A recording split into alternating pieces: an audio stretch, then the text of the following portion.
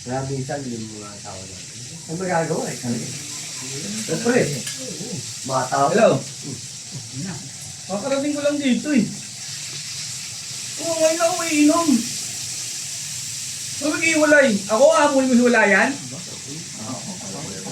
O sige, pag uwi mo dyan, bukas na bukas, soli kita sa nanay mo. O, ito, talagang tapa. Ikaw, paano mo? Ganun dapat, pre. Yung mga asawa natin, minsan lang tayo iinom. Tama. Isa lang magbati.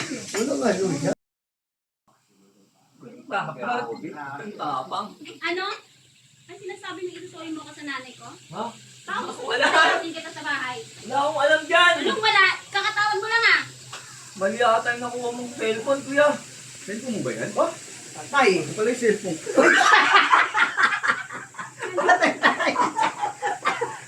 Gagawa pa na yun.